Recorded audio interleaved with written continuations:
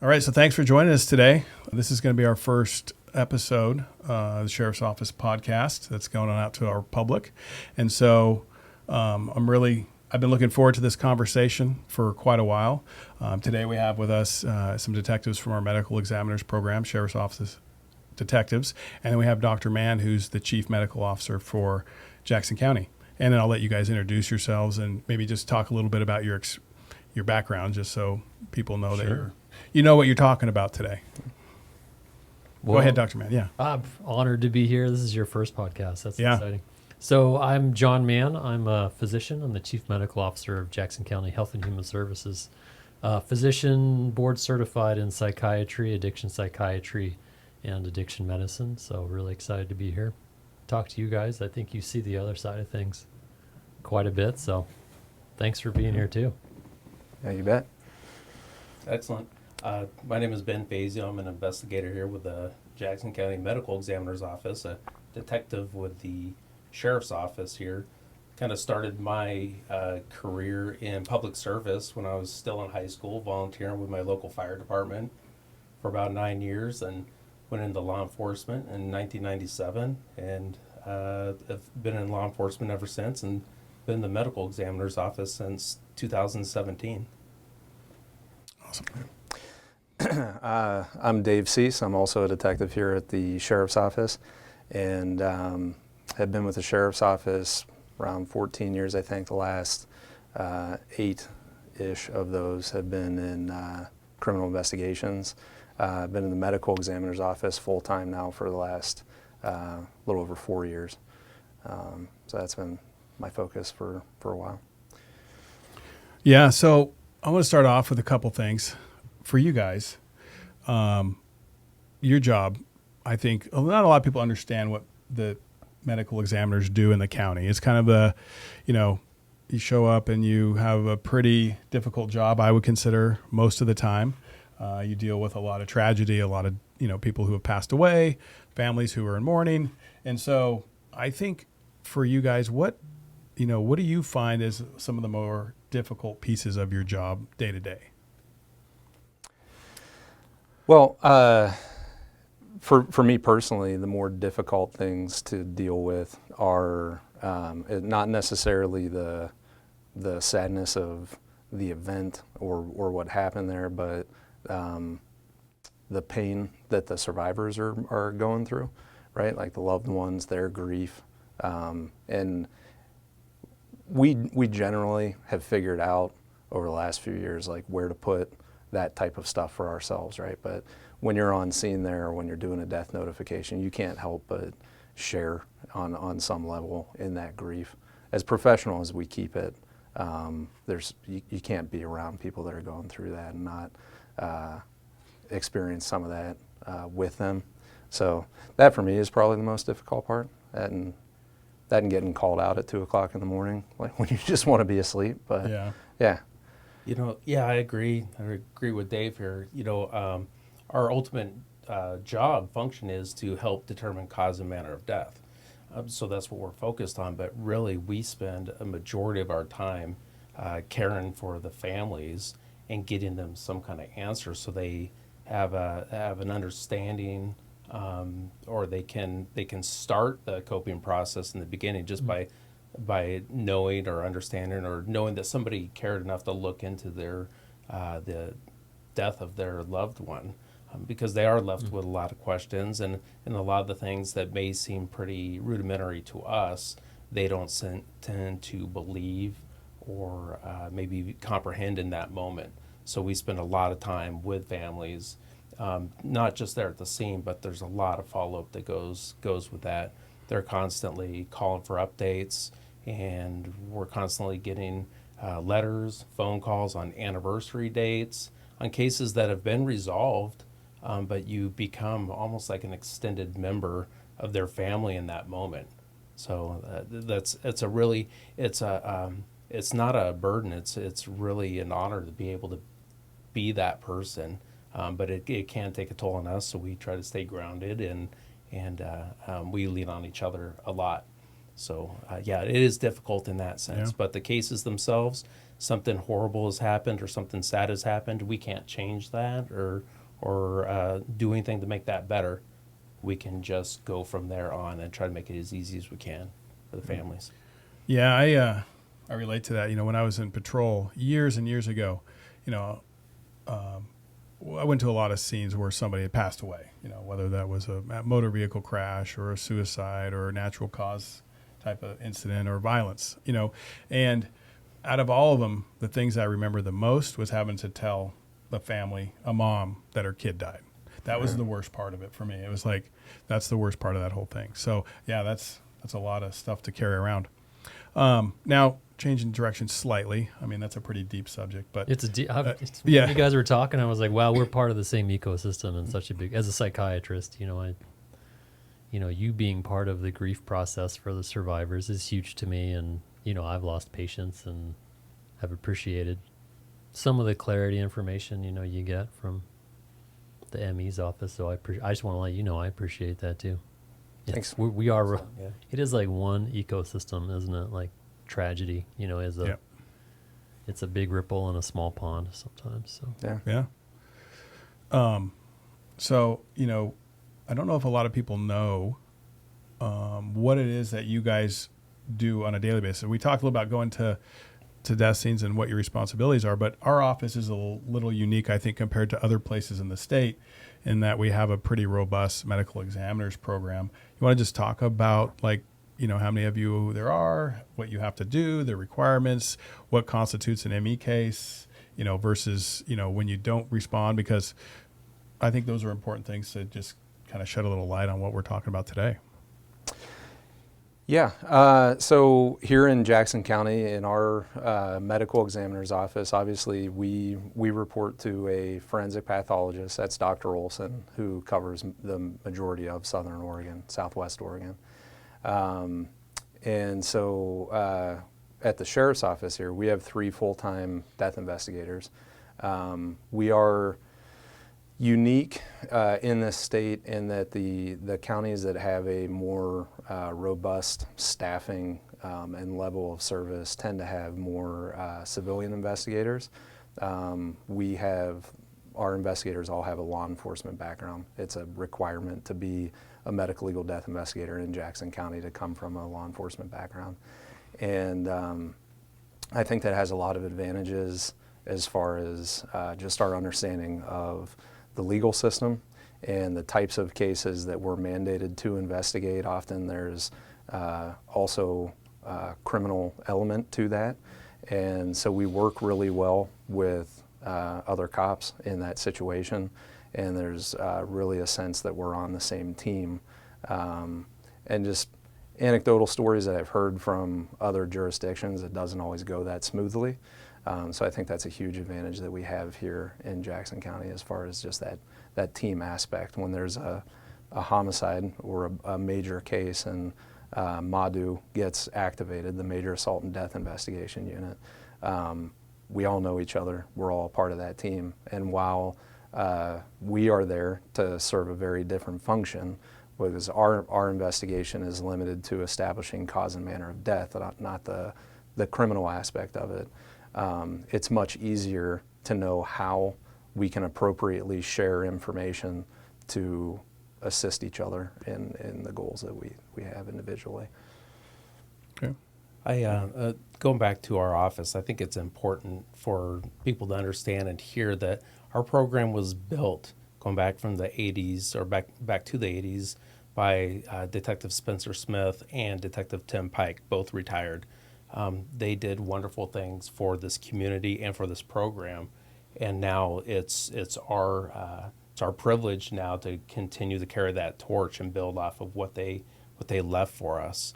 We got a lot of wisdom and experience, and learned a lot from Detective Tim Pike, who we both got to work with here. So, again, very important to our program here. Going back to your question about like what we do on a daily basis, when I worked in law enforcement before, when I was pushing a patrol car around, handling calls, every once in a while I would see or hear that the medical examiners were going to a case. those were typically a law enforcement case, whether it was a car crash, an accident at home, or a natural death, something that the police were at, and that's what started the ball rolling to get the medical examiners there. What I didn't see is the amount of calls that we get that come in from the hospitals. So the majority, or what has always been kind of the majority, is natural death. And that we're starting to see a little bit of a change on that, which I think Dave will explain in some slides later. But there's a lot of cases that we're handling that our friends in law enforcement don't see that we're dealing with. So that's a change from working in law enforcement to now putting on a different hat, and now you're investigating from a medical sense. And we haven't been in medical school, we're not doctors, but we work for a forensic pathologist, and we're getting more and more information from him as he continues to teach us, even throughout all these years. But the majority medical cases, and then how we get to the other cases are when 911 gets called, the police or the fire department or the paramedics respond, death occurs, and then we're called to either come to that scene, investigate that scene, or talk to the people that are at that scene and realize it's a scene that we don't have to go to. And a scene that we might not have to go to would be somebody who dies of a natural death, is under the immediate care of a physician, and that physician will sign their death certificate. And there's nothing suspicious about that death. Yeah. So pretty much if it's like a suspicious death or somebody takes their own life or it's homicidal violence, you guys are getting involved. Right. Yeah. ORS 146 is the statute that we operate under, and that mandates what we have to investigate and take into medical examiner's office jurisdiction. So that, like you said, all homicides, all suicides, all accidental deaths, and that can range from an accidental overdose to falling off a ladder and hitting your head, a car crash, all those different types. Anything involving a workplace incident, anyone who dies while in police custody or any form thereof, even if someone's dropped off at a sobering facility and they then pass, they were dropped off there by police, we're going to still investigate that just like we would a death in the jail. I feel like I'm forgetting something. A body disposed of in an offensive manner. And that's very loosely defined, but anything that's not a socially acceptable disposition of a dead body, we're going to get involved and investigate that. If I could build off of one thing that Dave talked about, he talked about the custodial deaths, or somebody who dies in police custody. And I think it would be important for the community to understand, and our partners to understand, is the reason why we get involved in those cases is there's a very strong importance to maintain the public's trust. So there's going to be a law enforcement or a criminal investigation anytime somebody dies in custody, whether it's at the jail, in the back of a police car, maybe at a scene where there's lethal use of force that's applied, anything like that. Well, there's going to be a law enforcement investigation, and then there's going to be a medical examiner's office investigation too. And while we do rely on each other for some information during those investigations, the two investigations stand alone. They're parallel to each other, and to somebody that's reading that later, it should make sense. Those two things should jive and go together, so that somebody can understand what's happened. And again, the emphasis is to maintain the public's trust, because when those things happen, they can be impactful for the community. So, yeah. Well, I appreciate it. I'm glad you're doing what you do. I mean, it's a huge public service, and I think the program Jackson County has is, really outstanding compared to what's able to be funded in other areas, honestly. And yeah, I think it does a couple things. One is, the accuracy or the consistency of the investigations, right? That's important for the closure piece and for understanding what's going on in our community. But also that follow-up with the family is so crucial, that liaison, from my perspective as a sheriff, to have people who are basically embodying our core values, compassion, and dealing with people in their tough times is really important. So thanks for what you guys do. Appreciate that. We're going to come back to a couple of things you said in a minute, but I want to hear what Dr. Mann does on a daily basis kind of thing, and explain to us what it is that you do. Good question. What do I do? It's like different every day these Yeah. days. It's so varied.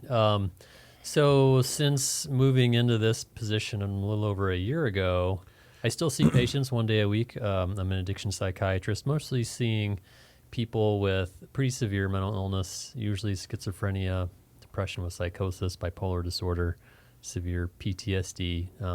Usually they have OHP or Medicare or are uninsured. So usually pretty severe illness. Many of my patients now have been in treatment with us for a decade or more, honestly. Oh, wow. And most of them are doing, pretty well, pretty stable, but have need pretty frequent care. The longest I go between appointments is 3 months for my patients generally. Mm-hmm. If they don't need to be seen that often, they transition back to primary care provider. So that's 1 day a week, and then I provide leadership and supervision for our mental health program as a whole at Jackson County. So we have 2 psychiatrists on contract with us. One is child and adolescent, one is an adult full-time. The adult psychiatrist really has taken over our ACT team and some of our other programs, PSRB, Psychiatric Security Review Board, Yeah. patients, forensics, just because I can't do everything Sure. anymore. Although there was a time I saw pretty much all the patients, and it was a little much. So I'm glad to have his help at this point. And then a lot of public health these days. Yeah. I'm the public health officer Yeah. for Jackson County now too, which is more. Some of it is definitely thinking about what are preventable causes of death. We're here to talk about today, and then a lot of it's communicable disease as well. So of course, coming out of COVID, we're in respiratory viral season now. Flu still is going around, RSV. Thinking about potential threats to the community like measles. You hear about measles in the news these days. We haven't had much here recently, but the conditions in Jackson County probably are ripe if we were to have a measles outbreak for it to be on the more severe side compared to other communities probably. And then public health things like tuberculosis and communicable disease case investigation and so forth. So similar to when I was hearing you guys talk, I was thinking through this. It's kind of similar in some ways. We think about like clinical treatment of infectious disease, but also on the public health side, we do case investigation. And, you might not need to do all the labs specifically to treat someone clinically like a provider in the community. But also we have by the state investigative guidelines for this to really to be investigated as a case and do case investigation, say for some like rare disease, X, Y, and Z labs need to be ordered. And so it is kind of similar thinking about, not just how do you take care of this person and this body, but really about the evidence you're collecting as well. Some similarities there in the public health function as well. So that's kind of some of what I do. Yeah, on it's a daily lot. basis. It's Probably take a long time to talk about everything. Yeah, but you probably don't want to talk about everything I do. Yeah, But one thing that was interesting to me as you said that is the mental health component. I know we hear a lot about not having enough resources to help those that have mental health issues or challenges with mental health. Has that changed over the last few years? Has it become more prevalent in your mind, or do you see more patients? And I only ask that for a couple reasons, but one is in our jail, because, we ended up in our jail with a lot of people who have a mental health issue and have, broken the law, either as a result of the mental health issue or just criminality, but, they have antisocial behaviors or other things.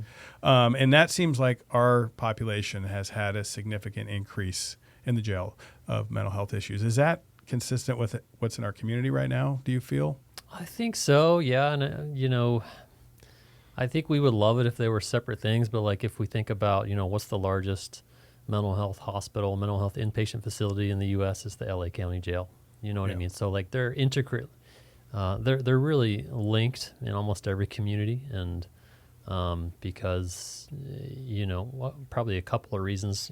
People who are really sick, have severe mental illness, have difficulty meeting their needs. They wind up unhoused often, or, resorting to shoplifting, trespass due to being, having difficulty telling the difference of what's right, or just being desperate to meet their needs. And then probably the other side of that I'm sure we'll talk more about today is, we're seeing more and more methamphetamine in our community, and that causes both, methamphetamine induced psychosis and symptoms, as well as precipitates perhaps development of more severe illness long term, even when people stop it in some cases. And then for people who have a pretty much any mental health diagnosis or not, it's going to exacerbate their mental health symptoms, even if they don't have an official diagnosis. So you're going to see people, who have illnesses be sicker, have more difficulty in the community, of course, then, have increasing housing scarcity as well. That kind of puts everything very visible and makes things pretty acute for a lot of people. So I think, and then you have like the stresses of inflation and the pandemic on everybody. Sure. Which increased, I think, a lot of mental health symptoms in just the general population. So a lot of stuff kind of colliding all at once. Yeah. More drugs, more stress, more expenses. We kind of talked a little bit about that before the camera started rolling, just all the factors. But you hear a lot of times where people will say, and, I've probably been trying to figure this out myself, coming from a criminal justice background. But, what is the issue? Is it people using drugs, what's causing mental health issues to become more prevalent? Or is it people who have mental health issues using drugs to self-medicate? Combination thereof? Mm-hmm. In your mind, is it both? Is it one more so than the other? What do you see? I think it's probably both, and I appreciate that you see that there's a difference also as well. I think what we saw with legalization or decriminalization is decreased perceived risk of use. And so, when people perceive something as less risky, they'll use more. But, going back to the first piece, why do people use drugs kind of in the first place? And it's kind of what led me to addiction psychiatry from psychiatry. A lot of my colleagues in training, they're like, well, I don't want to treat people with addiction. I'm going to focus. And I was always kind of like, how do you do that? There's so much substance use in our population. People with mental illness are trying to treat their own mental illness with substances a lot of times. So I think that's like the biggest, maybe not so much anymore, but it seemed to be one of the bigger misconceptions is that people who use drugs are out there to party. Yeah. And like a lot of times people who use drugs are really trying to push away pretty severe feelings of trauma, anxiety, depression, psychosis a lot of times. And maybe we don't, they haven't been able to interact with the healthcare system in a way that has allowed them to get satisfactorily, treatment where they didn't have to use substances. So like did you ever see like, when you're a kid, Superman, Justice League? Remember, Bizarro Superman? It was a lot like Superman, but had like the opposite powers, and he looked kind of weird. Like there was a Seinfeld like that too with Bizarro Seinfeld, where it was like they ran into the gang and like everyone looked really similar, but they were kind of a little just a little different. Yeah. I always thought of, for a lot of people, drugs of abuse that we consider drugs of abuse, really is kind of like Bizarro psychiatry. It's like the medications, they're acting at a lot of the same receptors that our medications we use in medicine all the time. Sure. To treat, like methamphetamine. Well, we use amphetamines to treat ADHD. Ritalin, exactly, right? Ritalin is pretty similar to cocaine in some ways, the way it interacts with the receptors. And so just the difference is generally potency, and then like when are people using the right dose at the right time for the right indication versus and stuff that was probably made in a lab versus in a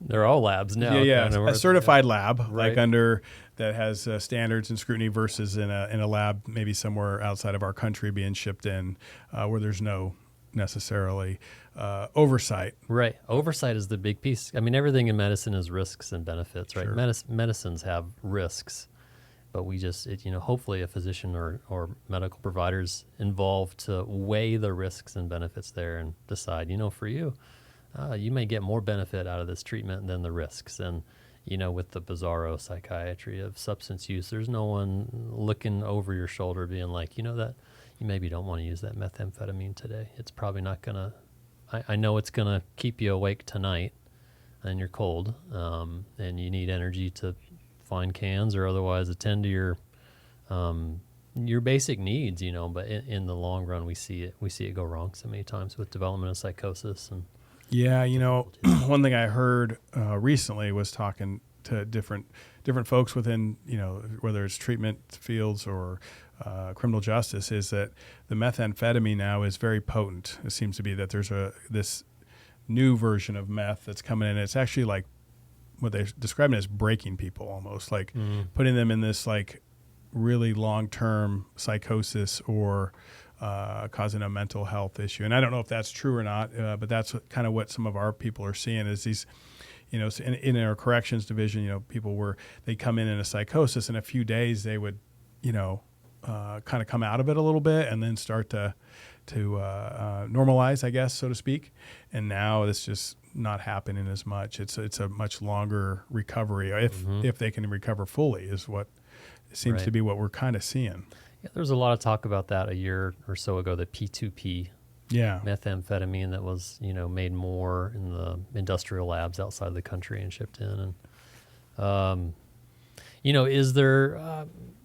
is there a significant difference in the end user aside from, I think for sure people are using more than they used because it's so much more available. And part of that perhaps is due to the efficiencies they've developed in creating it and shipping it. Sure.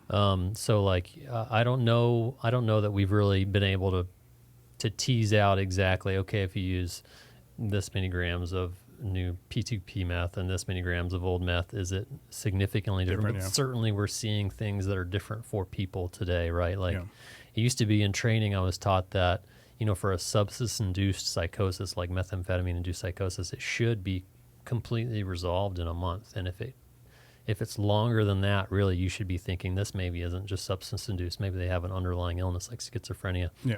And I think that 1 month time frame really is outdated at this point. We're thinking like 3 months or more at this point. Really, like it may take quite a bit of time for someone to clear if they ever do. You're also seeing significant neurotoxicity, so damage to brain cells. With such high and regular use of methamphetamine, it's a little difficult to tell, okay, are we seeing actually some brain damage versus some short-term neuroadaptation? Because as the brain starts to change back after not having the methamphetamine, it can change back and take some time, but there may also be events, especially, if it's mixed with fentanyl as well, and people are maybe having some overdoses here and there, you get some anoxic events and brain damage there. And so I think that's like the next challenge and phase for us is, you're seeing and treating not just methamphetamine use disorder, opioid use disorder, but you're also treating at the same time, cognitive impairment and brain damage sometimes from repeated overdoses and just the neurotoxicity of the substances. So it's becoming a more complex issue for sure. Entity to treat for sure. Yeah. Yeah, one thing that concerns me, you touched on a little bit when you said trauma and the reason people may use or abuse substances, and that could be alcohol too, right? I'm not 100%. Here to just to bag on drugs. Anything can be abused. It could be the internet. It could be sex. It could be all those unhealthy things. Relationships, whatever. Yeah. But with these guys, getting into the part of trauma and overdoses, we've seen a pretty significant increase in overdoses in our county over the last few years. And, one thing that I don't know if we've talked enough about is the next generation of people who are experiencing trauma because of, watching their brother, their sister, their mother, their dad, whoever, a friend pass away because of drug use or subjected to, some sort of psychological, mental, or physical abuse as a result of an individual using drugs in the home and witnessing that kind of behavior. And then I'm wondering if inadvertently we're creating a whole nother generation of people that are going to have to deal with a lot of trauma. And again, is that going to further exacerbate the problem we currently have with people wanting to self-medicate and treat? It's just, where does this rabbit hole unfortunately go? Well, I think the word trauma itself is such a broad term, because you may ask one person what trauma is, and that could be witnessing a fatal car crash. Sure. That could be witnessing a homicide, could be going to war and fighting for your country. You can experience trauma. This generation, the generations to come, they define trauma a little bit differently. So what we might see somebody describe as trauma, we might sit back and say, that's not trauma. That's not trauma on my level. Trauma Sure. on my level is something like this big explosion. Yeah. They're having trauma because they grew up in a household that wasn't supportive, or what, Yeah. there's so many different types of trauma, I think. And we are seeing more and more and younger people using harder drugs. When we were kids, there was marijuana that was available, and that was, if you're using that, you're really stepping the line, and I think a significant challenge for people who are addicted to drugs now and that are using drugs and getting drugs on the street is they may be accustomed to using cocaine. They may have used it for years. They may be accustomed to using methamphetamine. However, they don't know what they're getting, even from their reputable drug dealers. They don't know. So they're either seeking fentanyl themselves, like solely they want to get fentanyl, or they're seeking cocaine and they're getting fentanyl. So a lot of people are being surprised. Yeah, we had a couple cases like that this last year, I think, where someone passed away thinking they were taking a drug but got it laced with fentanyl or something like that. They thought they bought cocaine, and when the toxicology studies came back, there was 0 cocaine in their system. It was all fentanyl. So they took what they thought, if they were a user of cocaine, they took a normal amount for what they would normally use if they were doing it recreationally, but that would be a huge amount of fentanyl, right? I mean, that would be massive. Well, any amount. If you're not using opioids regularly and you buy a white powder that you think is cocaine, you could take a very small amount. Aaron, it's never been safe to ingest an unknown substance you just bought from some guy at Hawthorne Park. There's a slide. It's never been more dangerous than it is right now. There's a slide of there's like 10 overdose deaths in a period of about 5 days that I think two of those cases might have been something like that where they were. I think so, yeah. Yeah, we did. I think it was last summer. I think it was summer or spring. We had a majority of our overdose cases that we got within a couple week period. They were fentanyl. Yeah. And I think there was a series of deaths on the park blocks in Portland too, right? That people thought that they were buying cocaine and it was fentanyl. So this is a bit unusual, I think. I mean, at least for our county, to have that many in that short a time. Oh, yeah. But, what is this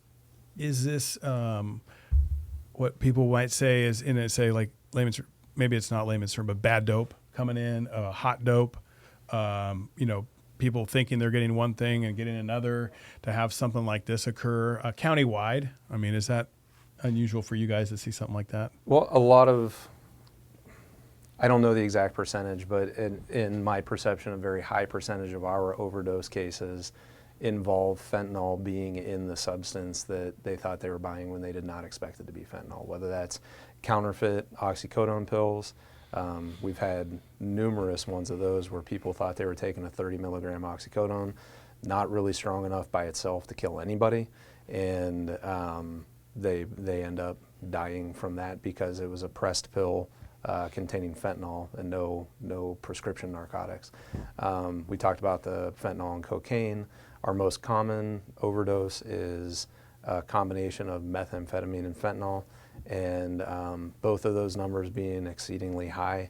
So that could be that more powerful version of methamphetamine that you're talking about, but then also the fentanyl being in there. Oftentimes people have no intention or desire to be doing fentanyl, and they wind up doing a lethal amount of fentanyl.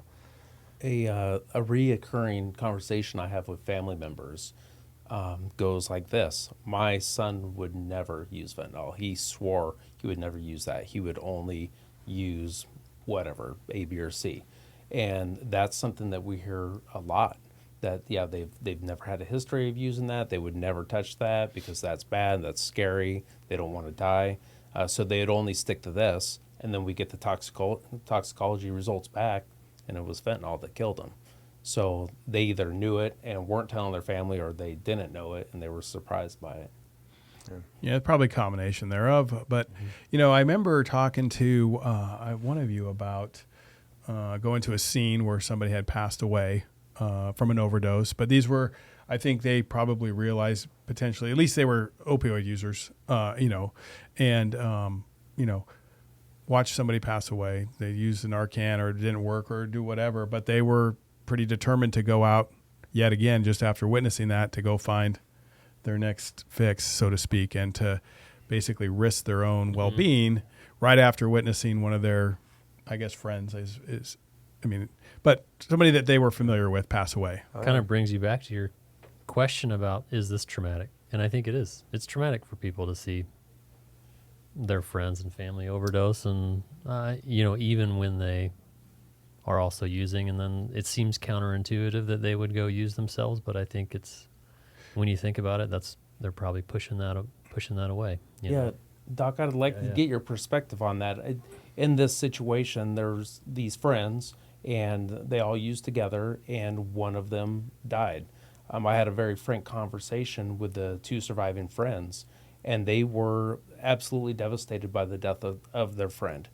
And so I asked them, I just asked them frankly, do you guys use fentanyl also? And they said yes. So, well, what's your plan for today? And they told me, well, once you guys leave, we don't have any. We need to go to town. We're going to get some and come back here and we're going to use. And so I just talked to them about that and about, as safe as they can be. How are they going to do this? But to me, again, that's irrational. I'm trying to wrap what I think I have a rational mind around it, and and I understand the trauma effect, but I wonder if that's more just the addiction effect, that it's such a powerful addiction that getting clean off of that is worse than getting high that day.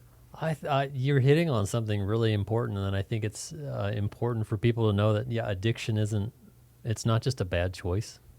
Like, it's a different process in the brain. It's really, when we think about the development of addiction, it's not just the presence of a drug in the body. It's a set of 11 really kind of criteria we think about, changes in the brain and how people are interacting with their environment and making these decisions. It's a brain disease of memory, motivation, and reward. So, of course, you have to have tried the substance at least once.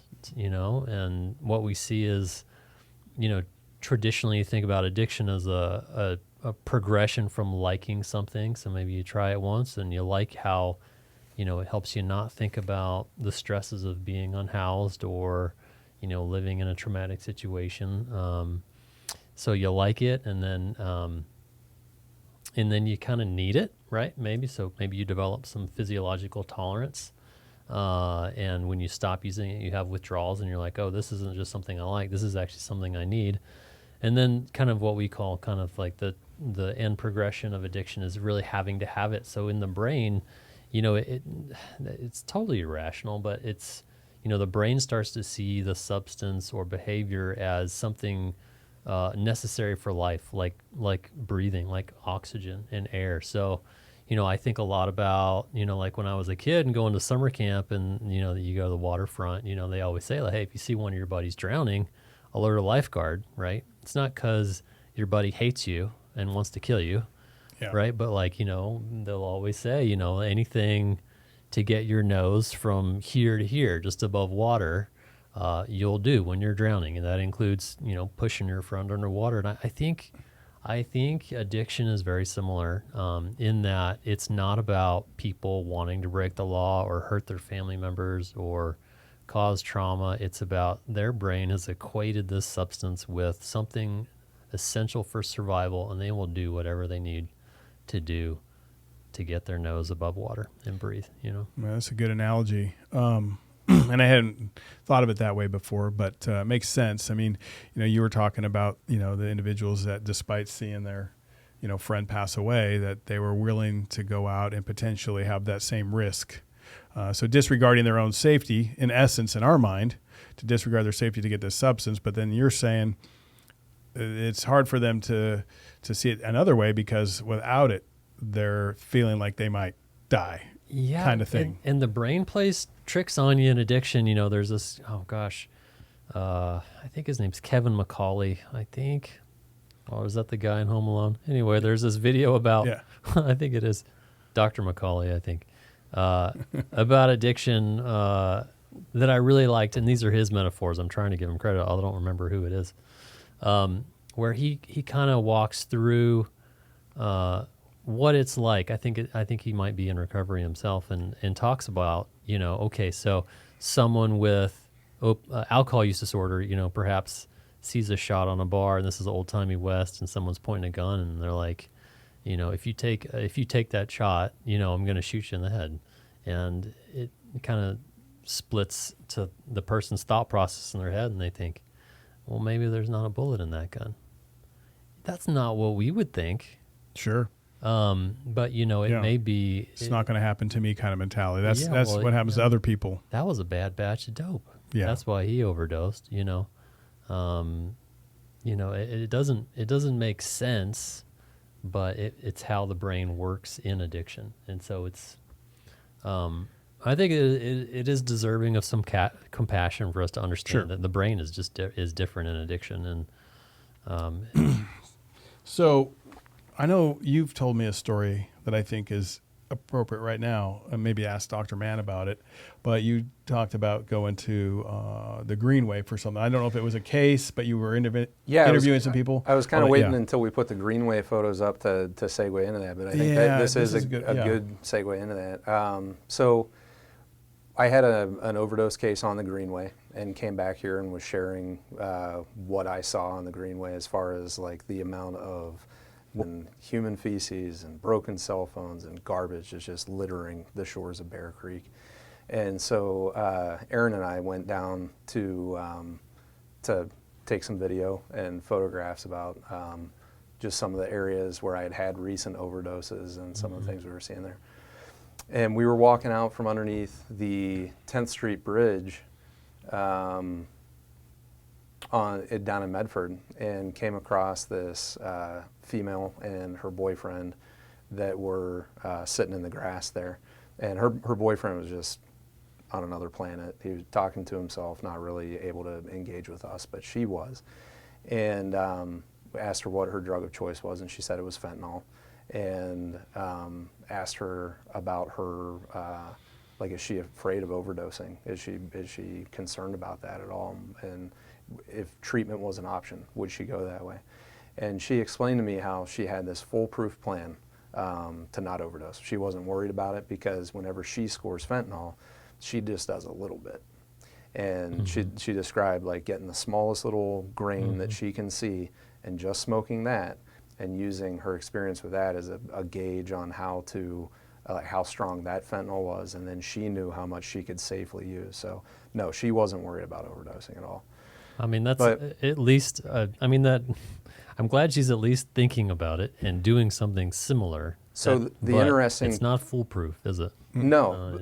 The interesting part of what she was saying to me was that as she's saying this out loud, her eyes were pouring tears. There was no other evidence that she was crying. She wasn't breathing differently. There was no snot coming from her nose. Right. Nothing but tears just pouring out of both eyes as she's saying this. And it just struck me that like somewhere inside, part of her knew that what she was saying was ridiculous, and that there's a good chance she was going to overdose on fentanyl. Yeah. And that might have been the reason for the tears. I don't know, but that's what I wanted to get your perspective on, because I had never seen anybody crying like that when they were talking to me, because it was just a normal conversation other than the tears coming out of her eyes.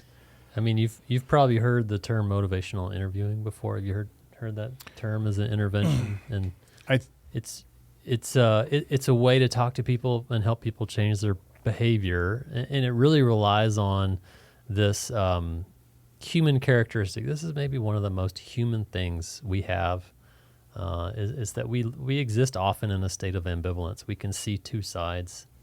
We can know one reality and act differently. Like, we all know that we should eat, a lot of vegetables every day and exercise. And you guys all exercise, you know what I mean? But we all know we should be exercising 150 minutes a week and eating mostly vegetables, and we don't do it. It's going to lead to heart disease. It's hard. I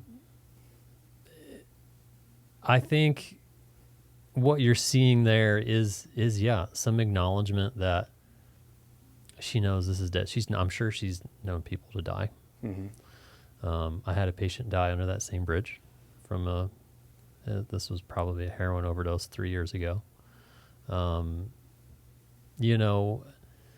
Is it irrational? Yeah, it's irrational. But also when I look at these images, when I think about who we are and our, who's listening to a podcast right now, and I think this is probably worse than most people's realities who's out there listening to a podcast. This is a bad day if you wind up living on Bear Creek, you know. And so, people do use, I think a lot of times we think that this is the end result of substance use, that you end up living on Bear Creek. But, some people do start using substances more when this is their daily life and they live here, and so like there's different ways people get to being unhoused, and substances is one way people cope with what I think everyone here would agree is a pretty bad day, to be living down there. It doesn't make sense, but I think humans in general do what they do to protect themselves from acknowledging the pain and desperation of their situation a lot. Yeah. This looks grim, right? Right. That's under Barnett Road. That's just down the road from Rogue Regional. From my office. Right. Yeah. Right by. There's people eating like bigger portions than what they need at Bear Creek Diner, right up that patch of blackberries there, right? And then you got folks living down here. And I do want to just make sure we do give a little shout out to MPD, because this is taken last July, so about 10 months ago. Things were much different then on the Greenway than they are now. They've done a phenomenal job in the last, I say 6 months. Really, they had some changes within their city ordinances, I believe, and they've gone they're probably about less, I would say, percentage-wise, maybe even 10 to 15% of what they had back then on the Greenway as a whole, just in camps. So they've really done a good job, but I think this video gives people kind of a glimpse into what's, like you said, kind of lurking right below at times. People in this pretty disastrous environment, what else would you call it, with the needles. And then, of course, that impacts other things, the environment and stuff. But, talking about the tears, knowing that what they're doing is, probably counterproductive to their own survival, but yet wanting to do it. I was talking to a guy who was in recovery, and this was years and years ago. We went up to Clackamas, and they had a county-sponsored rehabilitation program. So it was through the criminal justice system was the entry, and you could choose you get 6 months in the jail or you do a year rehab kind of thing, right? And this guy was 6 months into his year recovery in the program. And so obviously very different than when I didn't know him when he was addicted, but he did talk about empathy and the lack of empathy when he was addicted, and how he didn't care about other people, not meaning sociopathic ways, but he just couldn't see the harm and he was doing to the community, because he was, self-reporting, post adjudication that 10 to 15 crimes a day is what his average was of, breaking into cars, stealing things from stores, doing some pretty, things that we would consider pretty bad. I mean, not maybe person crimes bad, but, stealing somebody else's things, right? And he was doing that with little regard for anybody but himself and his habit. And he talked about the most important thing in his life at that time was getting drugs, because he needed to get high to not go through withdrawals and the things he was doing. And of course, the criminal justice system got a hold of him. It's, after how many arrests and finally said enough's enough. You have these options. So what he told me was, one, it took about 30 days in the jail for him to just get clarity. It doesn't have to be in jail, but just 30 days away from drugs for his body to kind of detox and to start, okay, I gotta think differently. And at about that point, he was ready to say, okay, I could do treatment. And then, of course, he said it took another 30 days because he was in jail for 60 days before they had a treatment bed. And he said he spent that time wrapping his mind around what he was going to be doing over the next year, reading books. And anyways, very articulate guy, seemed very intelligent. Probably he's like, if you would have met me, whatever, a year ago, you would have said I was a a scourge to the community. And his actions were, right, affecting people. What is that accurate? Like, is that consistent with what you see as a doctor and a psychiatrist about people's lack of empathy when they're in the throes of addiction? I mean, I think I'll go back to my drowning metaphor, right? Yeah. Like, I was a lifeguard myself, and, when someone's drowning, they can be fighting you, and then you get to shore, and they're very thankful. Yeah. I mean, they're some of the nicest people. If any of us were drowning and like really drowning, and someone came up to us, and we might be scratching at them to try to get a hold, it's not because we want to hurt them. And I think addiction is like that in a lot of ways. It's, you're focused when you're drowning, you're focused on getting air. And I think when you are in the midst of a really severe addiction, you are focused on getting what your brain thinks you need to survive, which is drugs. Yeah. A lot of times. And then I think when people, do reach the shore, literally or metaphorically, in recovery, I mean, people in recovery are some of my favorite people, honestly, because, the path of recovery is one of self-development and self-reflection. And Sure. I find a lot of people live with more purpose in recovery than many people who've never had addiction. A lot of us, I think, live kind of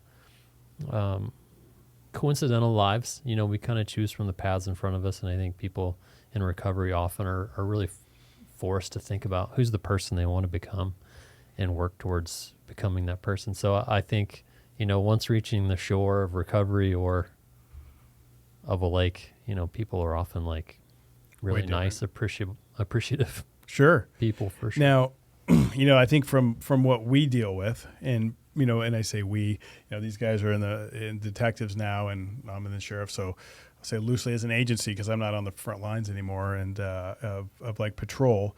But it's easy to get frustrated with those individuals when you're working the road and you're constantly running into the chaos and the mayhem and the destruction that they're causing in the community. And what is the psyche like? You always hear, especially over the last few years since Measure 110 went into effect, addiction shouldn't be treated as a criminal justice issue. It should be treated as a medical issue, which maybe so, maybe not. I've come to this realization myself, right, and I'm speaking for me, is that not one entity can solve this problem by itself. The cops, the criminal justice system can't do it by themselves, and addiction can't do it by themselves. So we have to partner. That's my belief now. But why is it, and I always say this, but I don't think people believe me because I'm not a doctor, right? Like, you could have a lot of treatment centers, and we have a lot of need. I think Oregon's like 50th right now in treatment availability for the amount of people that need help. It's not great. No, it's like 50 out of 50 in the states, right? So it's terrible. So no argument there.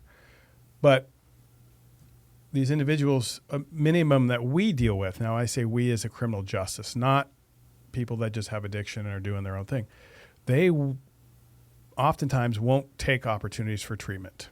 Like, even if they're offered, they won't walk into a open treatment center and check themselves in. They're in such peril, at least in our experience, that they need something to help guide them there. And what is that about? Like, why don't people just walk into treatment and get fixed up if the door was open? Why aren't humans 100% rational 100% of the time? Yeah. Good question. I mean, part of it is addiction, the changes in the brain that occur, to where, it's a disease of memory, motivation, and reward. So, like, it's somewhat of a selective memory. You remember kind of the things it helps you with, and kind of selectively, the brain isn't as good in remembering. And this is literally like down to the biochemical level, of because of the neurotransmitters that are present in a state of substance use, you're remembering certain things about that episode of use that you're not remembering when those chemicals aren't present. So you're remembering a lot of the more salient. It's really a disease of saliency in one way to talk about. And drugs develop this like oversized salient perspective. It's like, you have a favorite hobby, baseball or something like that? Coaching like, kids nowadays. Coaching kids, like if you go to a new town, you're going to notice the baseball fields. You I heard you talking about baseball, and you're like proud of it. Like you go to a new town, you're gonna like notice like, hey, those are nice fields. You might even find yourself like driving through town and thinking, I wonder if they have fields just right over there, because like it kind of feels like, oh, maybe it's like a floodplain. I bet they kind of built some baseball fields over there. Yeah, and because that's salient for you, and for someone who has like a fentanyl use disorder, they roll into a new neighborhood and they're like, I bet there's drugs over there. It's that similar a process, but like ramped way up. Sure. And so it's, whereas like, I'm going to see bicycles, you're going to see baseball fields.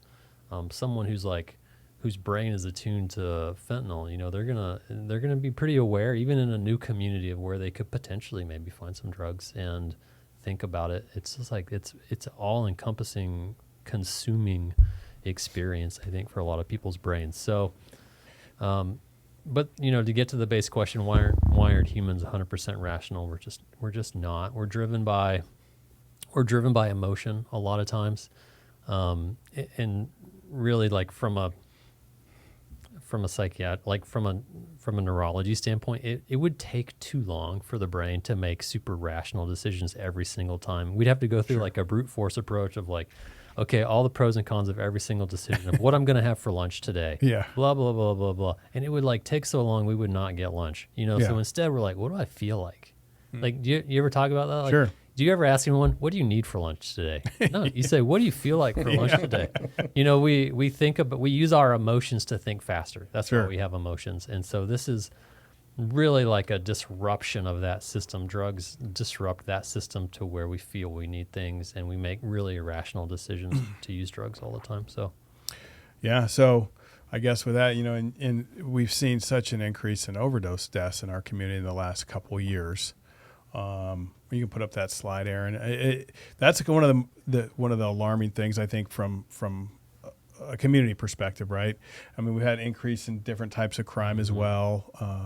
Oftentimes, the crime is associated with some sort of substance use or abuse. It can be alcohol too. It doesn't have to be just like our DUIs and our crashes and those types of things. But it seems like so many deaths of despair when you're talking about the overdoses, and that going that whole way back is how do we bring those numbers down? How do we fix this, right? Because this is definitely in a trend. And I think when Measure 110 passed, right, and that was in 2021, people thought taking a health-centric approach to addiction was going to be much better and be helpful. And I think, there's a lot of circumstances that convoluted that whole thing. But at the end of the day, I think we're seeing kind of the opposite of what people hope to see with 110. And is it the availability and all the things?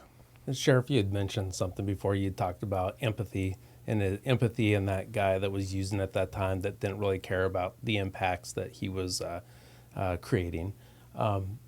We've got to attack this from empathy and the fact that just because somebody is addicted to drugs and may be involved in the criminal justice system and doing repeated crimes, we got to be careful to not dehumanize those people. And what you see in our society, if you want to read what people write, the responses on social media or what people want to talk about, some people correlate the death of a drug addicted person to a reduction in crime. And there actually might be a mathematical statistic you can put to that. However, when you start, dehumanizing people and saying, oh, that was just the bum on the Greenway, or that was just the criminal, addict on in this side of that side of the tracks. And when we do that, I think that's a slippery slope for us as a community. So I think anytime we get the chance to combat that and realize that just because somebody's drug addicted doesn't mean that they're a throwaway person. Dave and I and our partner Corey, we see it, firsthand when we're sitting on the couch with mom talking about her son, and she's showing us the photo album. And here he was when he was playing Little League. Here he was when he had his first child. Here he was when he got married. Here he was when he was doing good and he wasn't addicted to drugs and committing crimes, and before he was ostracized from the family. Here he was. So we get to see that view of it, and then we get to see the other view of it, them at their worst, them, dead in that tent on the Greenway with the drugs around them. And that can be the people that respond to that, whether it's the paramedics and the firefighters or the police officers or the deputies, they can get desensitized to that. So any chance that I get, I know, and I know my partners feel the same way, just because I see how they speak with families and deputies and officers on scene, is we've got to make sure that everybody is understanding that this is a problem, and it's not that person dying and not committing crimes anymore. That's not a positive thing. Yeah, and I think it becomes, for community, it becomes this thing that they're frustrated. People are frustrated, and you said emotionally driven. And so when you're a community member and you don't have all the information that we have, or the doctor has, or anybody else, and all you see is negative impacts. You see, crime up. You see livability issues. You see, tents or other things in parks, or like for instance, it was like maybe it was last baseball season, so not quite a year ago because we were towards the end of the season, but. I'm taking my 11-year-old to practice to USL and pull up there at like field 6, big field.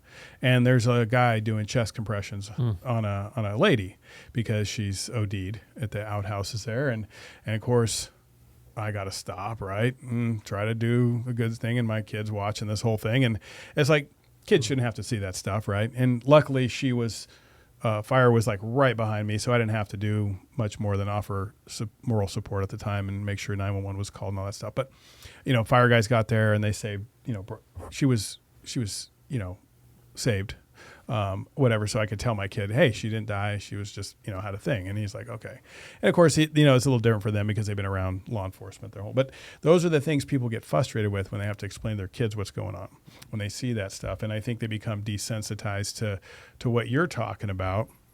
But I think they get frustrated with the system because, not a lot of times do we talk about the people who are dealing with the brunt of the destruction that the people who are addicted are dealing with.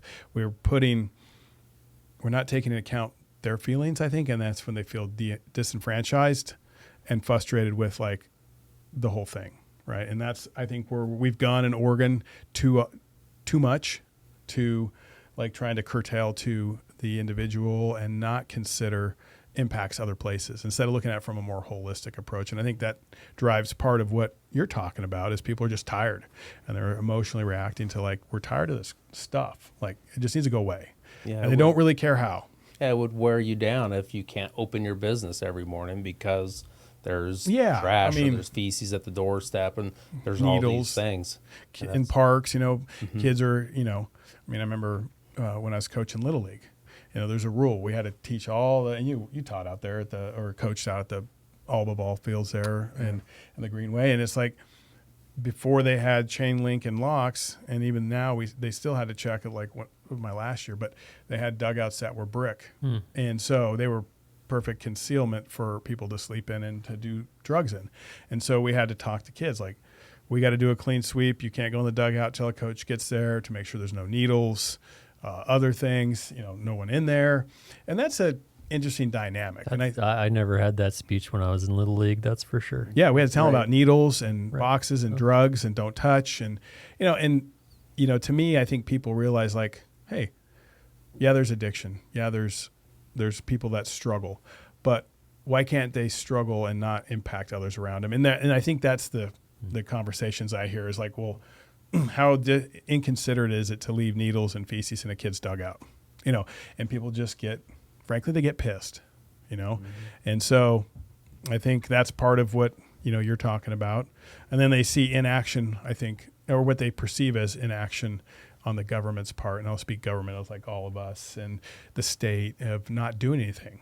Now, I think that's moving in a different direction. And I think there'll be, some positive things that come out of the changes to Measure 110. And we'll talk about that on a different episode of what all those things will mean. But, essentially being able to use the criminal justice system as a resource to address some of those individuals that are suffering from addiction where it's appropriate.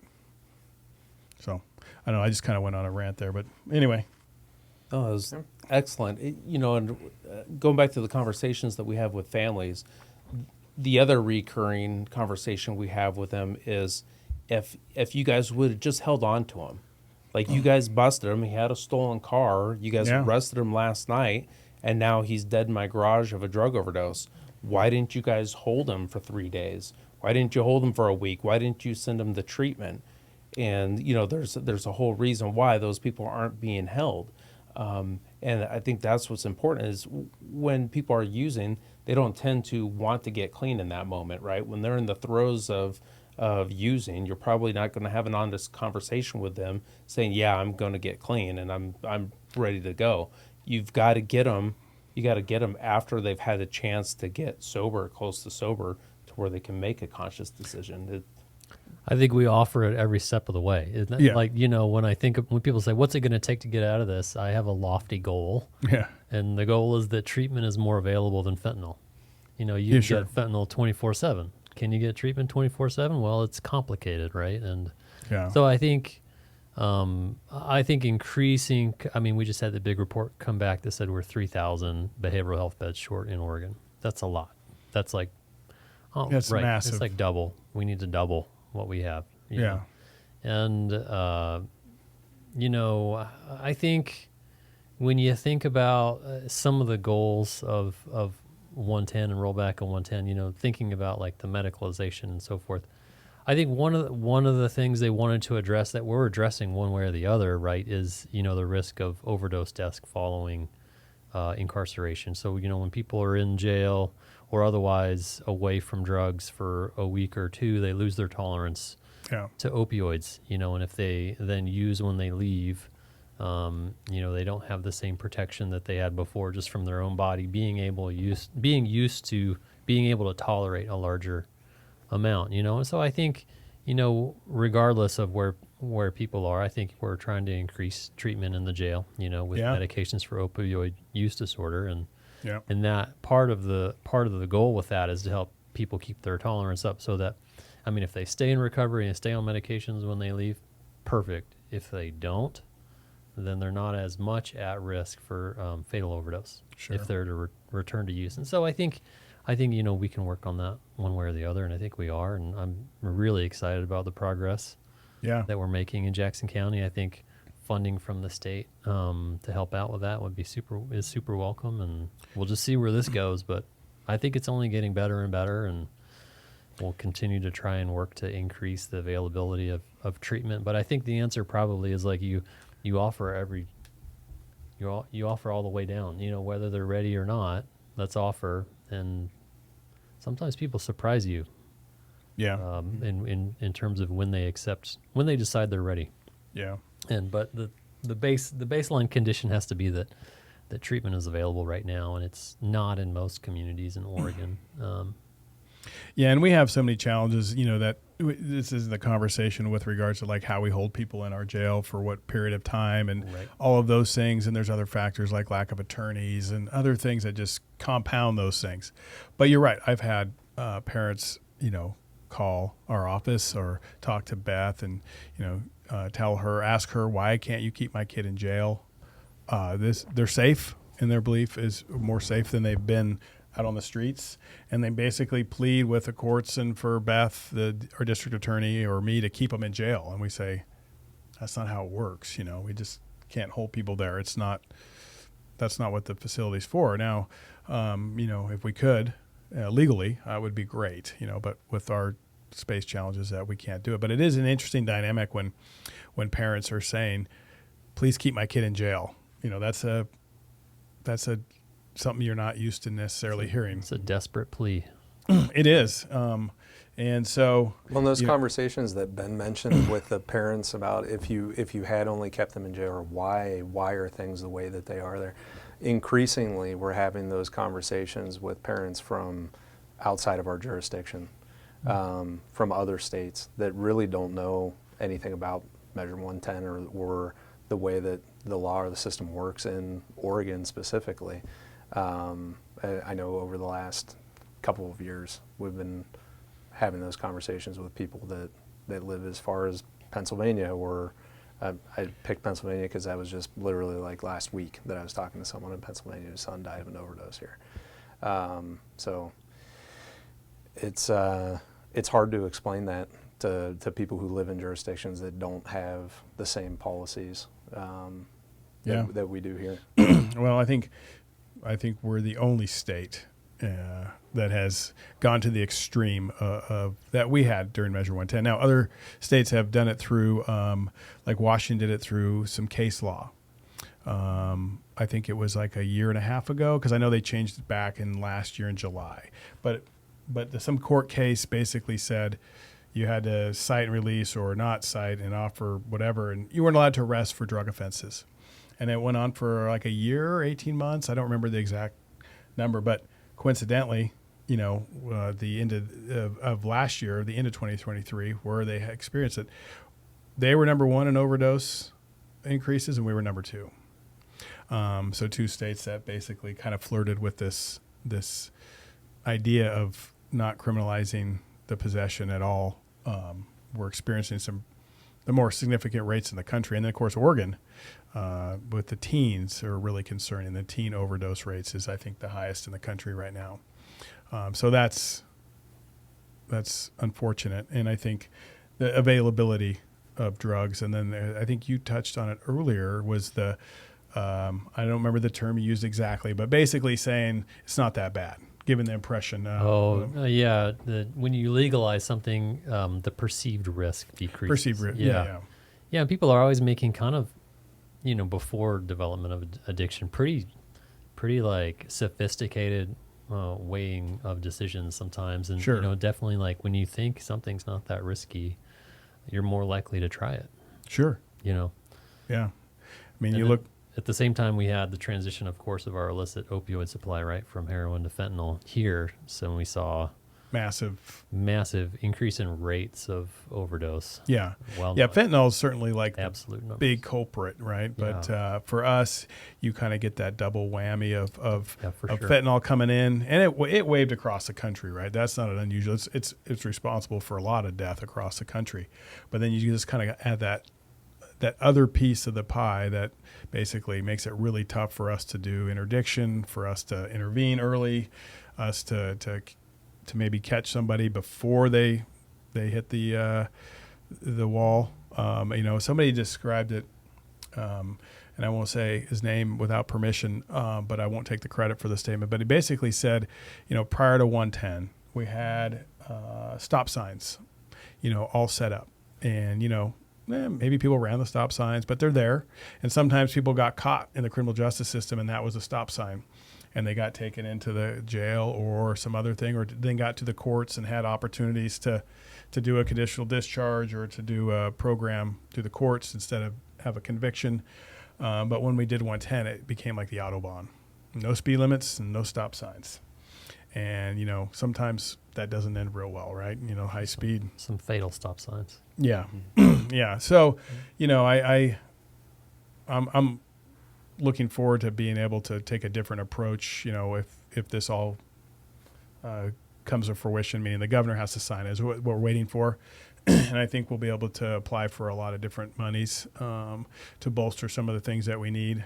Well, I think in my opinion, but I would love yours, is we need detox beds. We need like places where people can go to safely come off of drugs in our county. I don't know how many beds we have for that, but to me that seems like a pretty big barrier to some of the things. Yeah, I'd say yes and to that. I think we certainly need detox beds, and our local provider of medical withdrawal stabilization, the ARC, is increasing the size of their detox facility. But I think the other the other, even at the smaller amount now, there's not enough capacity in inpatient residential to transition directly from what we used to call detox to residential treatment. And so, I think it's important to realize that, medical withdrawal or detox isn't treatment itself. It's really like the prerequisite for treatment. It's setting the stage for treatment to occur. Yeah.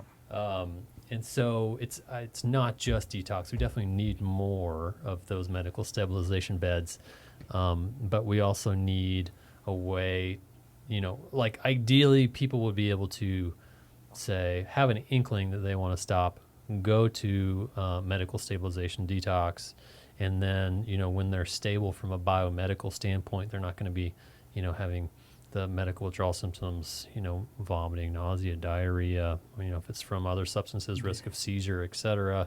Once that biomedical piece is stabilized, being able to transition to often really for many people it is residential treatment. If they don't have a stable recovery environment, meaning a place to go, a residential, a house, an apartment, where there aren't other people using, it's got to be a stable recovery environment to even think about the next step not being residential treatment, So really it's kind of all along the way. We need more detox, medical stabilization, we need more residential treatment. And then I think when you think about, well, what's next, then, I think you do see there's a tendency we want to think that like, okay, a residential treatment stay is a fix, that then you don't have addiction anymore. But we know that's not the case. Sure. Right. So you need to integrate back into your community and learn how to interact with, going back to work, interacting with family, interacting with stressful things in our community, with the support needed to where you don't return to use. And so, there's a whole continuum from detox to residential treatment, intensive outpatient treatment, general outpatient treatment, and then aftercare. And thinking about there's this a lot of whole steps to thing, this. We got to really build and have that support for people. And that's the difficulty, is because just like you could walk into a new town and find a baseball diamond, someone here right now probably wouldn't take them very long to find fentanyl just walking into our community. Or go down to places in San Francisco where it's like the hub of fentanyl distribution. Exactly. We have a lot of people that travel down from our community down there, pick up, bring back enough for them, and then some of their friends, they pull money together. And that's really made the interdiction piece hard for law enforcement. And that's another podcast probably talking about, the challenges of that. But it's a very complex issue, and it's going to be expensive to get our way out of it. I think from what you just told me, because, and not that you would be as maybe in tune, but, the criminal justice system piece in my mind needs to braid with all the things that you said. I agree. Yeah. I literally had a patient this week. Well, it was one of my, the doctors I supervised, their patient, but I helped them through the process. It was a guy who he'd been in jail for a while, guy with opioid use disorder, no longer on opioids in jail, but coming out, and, my team's been talking with him, supporting him while in there for the transition out. And he really wanted to be on buprenorphine, Suboxone. And, we helped him get started the day he got out of jail. But it's both easier and harder. You have to start with kind of low dose when someone's going and go up that way. But I think it's a case that just illustrates wow, how wonderful would it have been if this guy could have gotten started in jail and then come out on a therapeutic dose. And I think we're headed in that direction. Sure. But it just is more and more we got to work together and think about you as a continuum of this care, really, because that's where it's just a great opportunity, honestly, when people want treatment, if we can get it started. And we have a huge portion of our population that comes into our jail that has substance use disorder. Maybe that's not all opioids, but it could be meth or alcohol or other things. And I want to say Clackamas County, who had a pretty robust intake, I want to say they were at 50 to 60% of their intakes. It was 40 to 55%. Was that what it was? Yeah. Clackamas County has such a great program. And so, just man, that's a lot of folks because, they're about, I say on par, maybe a little less than us as far as overall lodgings on average, especially per capita. But we're hovering around 10,000 people a year that come into our jail. When Measure 110 changes, that's going to probably be 12,000, right? Depending. And you can add probably the next 2,000 on top of that 10,000 average that we've been kind of at is going to have a substance use disorder probably because it's going to be the PCS arrests and things. But what a better way to kind of kick that off if we had the right resources to, maybe get them involved in something right away, which would require holding them, detox, under appropriate care, and then right into the MAT. And I don't pretend to know all that, but what I've heard is that even as little as maybe 3 or 4 days, you could start something. Is that accurate? You start a medication? Yeah, to help them. Yeah, absolutely. Yeah. So, those things could be game changers for us long term. And then it's do we have the support in the community to continue that so it's not like a revolving door type thing? Yeah. The challenge it sounds like there's going to be more people coming through the jail, and the challenge is that means probably shorter stays for a lot of people. And and we, I don't want to get into like the shortage of the jail today, but we do plan on asking. There's some opioid settlement dollars that we're trying to work on a couple different things, including like a transition care coordinator spot, nice. Which will be perfect. 7 days a week is our hope. We'll have 2, so they'll be able to hopefully really integrate into this social services out there, and then hopefully be able to work with individuals and get them lined out and hooked up with whatever resource they may need. The tall order will be one person. If we're taking 40 lodgings a day and releasing 40 people, what do you do? I mean, that person's not going to keep up with that because that's a pretty me-you conversation of where you're at, where you've been, what do you need, and then trying to get it hooked up. I'd imagine just to do a halfway decent job, you're probably talking 2-3 hours, right? I mean, potentially, at least the first time after you have the revolving door, they probably know exactly what you need, but it doesn't mean we shouldn't do it. Right? Exactly. I was going to say the same thing. I think that in, resource challenged situations, like of course we're in at all times, I think we have the tendency to want to build like this perfect thing, but I think that as long as we're a little bit better tomorrow than we are today, we don't have to be perfect. We just have to be a little bit better, and working in that direction is that's our compass heading. Yeah. And I think we're better off, and I think we are. I think things are getting better. We're talking, and I love that relationship. And then I talk with Captain Aldrich at the jail a lot, and I think things are getting better, and I'm excited for that. Yeah, and like I said, I'm very optimistic about the changes 110 will bring, not only to like the criminal justice side, but I think and a lot of people probably don't know the limitations that were put on the $110 during this first go round.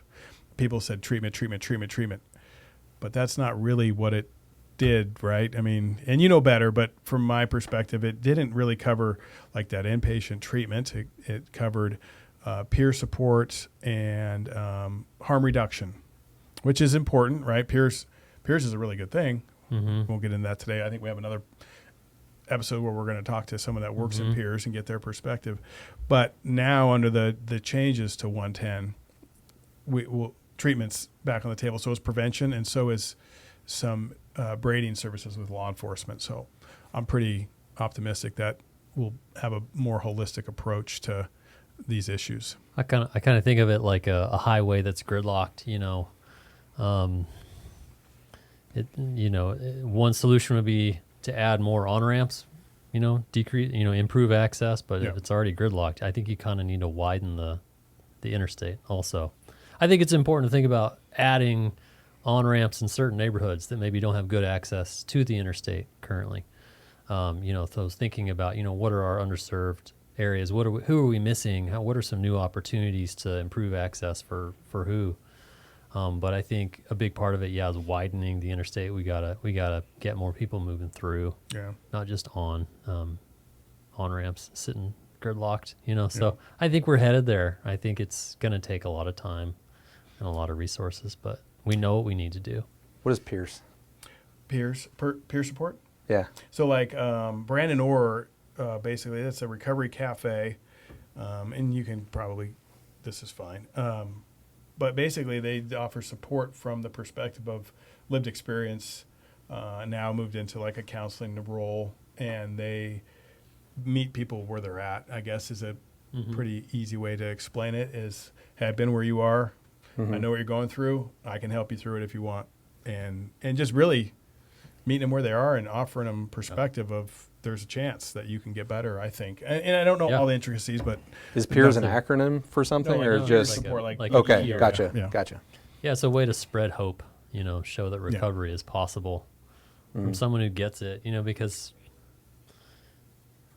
I think people are fed up being told that they're doing the wrong thing and they're the wrong kind of people, and so I think it's more or less someone who's been there and they can say like, I get it, and you're a person and I respect that. And here's what I did and this worked for me. And they show them, they help them navigate the system in a big way, which is, I think, huge because it can be difficult to navigate and there can be a lot of paperwork involved at every step of the way because of state requirements often, insurance requirements, documentation requirements.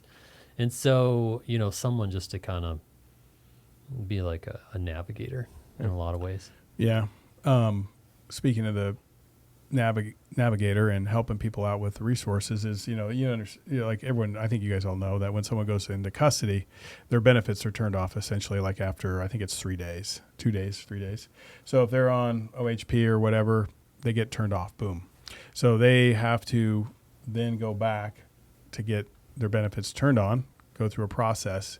And it's a little better now, but when we had 2 CCOs that were primarily servicing Jackson County residents, it was a mess because you'd have somebody who was, seeing a doctor, had a relationship with a provider, and they were seeing him maybe for substance use disorder, mental health disorders, or whatever it was, and they go into jail 3, 4, 5 days. If they stayed that long, they come out and they're disconnected and they get turned back on. Now they're with a new CCO. And so then they would have to go tell a brand new doctor and who would have to meet with them and do all these things. And, then you're talking about a population that has a lot of issues, like they're in and out of jail, right? So following up with the doctors and doing those things, it's a pain in the butt for us, for me, frankly, we do it, but imagine if you're really like living out of a tent or a challenge and don't have resources just to have that continuity of care. What a mess. And so those are some of the things that are, I think, challenging with the MAT programs, how do they can't transfer back in. Now there's some legislation. I think that's going to help us fix that. But, all these things have been so discombobulated for so long. It's really made it hard for us to do, I think, what we need to do. Is there something in the new 110 fix that fixes that specific problem with their benefits getting turned off when they go into jail? Oregon's working on a waiver. So the Oregon Health Authority is reviewing that. There was a push prior to the pandemic, and that was like at the federal level. So there was actually a piece of bipartisan legislation at the time. I think it was Merkley and Wyden that was going to co-sign a bill or whatever, co-sponsor a bill to basically get that changed. And of course, the pandemic came and that became not a priority. And then so Oregon now has been going through a process, and I don't know if that started, 6 months ago? Year ago? It's ramping up. It's ramping up, sure. But it takes about 2 years is what we've been told. Don't expect anything for 2 years. So if they get the waiver, then that means in jails, like we can actually use their medical stuff and like bill for services. But the more important piece of that, and we want it to be we would be able to enhance our care in the facility because the burden financially would be less if we had a partner to bill. But the continuity of that care going from outside to inside back out would probably be much better. Right. But you're the doctor. Yeah. I'm just telling what I've heard. He lives it. So it's very true. Yeah. Yeah. No, that'll be exciting for every person who uses healthcare services. And hopefully that's what we're talking about to some extent with addiction treatment and medications and therapy and support. All the of things. that. Yeah. I mean, we should be able to provide a much more robust medical service in the jail because we'll be able to bill, right? And so, and people are like, well, it's taxpayer money anyway, right? So this is the other thing I think is kind of crazy with the way this works is you're paying twice. We're paying twice, right? We're paying our county tax to take care of them while they're in our facility. Then we have our state tax that's taking care of them anyway. And the CCOs aren't getting less money when they're in jail, right? I mean, as far as I know. And so it's just this should be basically, I think, save money across the board and provide a better care. So well, that sounds like an impossible ask for somebody that may not have a car, may live out of their tent, may live far from the jail to have to start over. Yeah. That whole process over each time. Any normal citizen dealing with any health issue, if they had to establish care with another provider and start over and explain all that history and develop that rapport and trust with that provider and everything again, that would be a huge challenge. A mental health challenge and a drug abuse challenge, and staying organized and getting there on those dates and signing the right papers and turning the right ones in seems impossible. Yeah, it's definitely a barrier, or I would a pretty significant barrier. And so our transition care coordinators that we get hopefully soon. I know the positions. I think they're earmarked. People are earmarked for the spots just when the stuff comes. They'll do some of that work. Now, will they be able to get to everybody? I don't know. Again, we have a pretty busy facility, but if we're getting 10 a day, that's 10 more a day that aren't, like I said, falling through the cracks or whatever. And 10 at a time or whatever, 70 a week, however it works, that's still progress, right? It'll be great. Yeah. Well, I think we've covered a lot of topics today. It's been an awesome conversation. Anything else you guys think to add or questions while you got the doctor here or doctor while you got them here? Or I just really appreciate the opportunity to talk to you and talk to you, Sheriff, and talk to my partner. Yeah. And get this information out to people that would never normally come across it. Yeah, it's kind of a different conversation, but I thought, with 110 potentially changing and people not understanding one of the changes, so we're going to talk about those like next week or whenever the next episode comes out. But why would there need to be change, right? And I know we didn't cover a ton of that today because that wasn't necessarily the point, but it's understanding more of like not everybody's going to walk into a treatment center. And not everybody's going to walk out of a jail better. Like we got to figure out how those two meet at the end of the day. And I think we're on a good path for that. But also letting people know that, from our perspective, my perspective, and I know probably everyone else's, is the community is a big driver of like trying to make our community more livable for the average person that doesn't work in our fields and sees that. That's a big consideration of the things that we push for, especially for me when I say, hey, people need to go to jail. It's not because I'm cruel. It's not because I want bad outcomes from, but I want to make sure our community is protected, and people who are in these challenging situations with addiction oftentimes can't see the damage they're causing. So, well, and they're a part of the community. Yeah. Right. I mean, we're serving them as much as we're serving the folks that are not committing crime. Yeah. Like it or not, we're all part of the same community, and we can't improve the quality of life for folks that aren't committing crime without addressing the problems and the reasons for the crime in the first place, right? So, well, yeah, you make a great point. I mean, when you look at the overdose deaths, that's unfortunately very final when somebody passes away from a drug overdose, right? There's no coming back from that. Right. Jails, in my opinion, extremely humane to letting somebody pass away in a tent on the Greenway. Right. Not saying that those two are like they should go to jail for being in a tent on the Greenway, but my point is if we can intervene using all of our options within the county to include jail or criminal justice system, courts, probation and parole, community justice, all that, we should be doing it.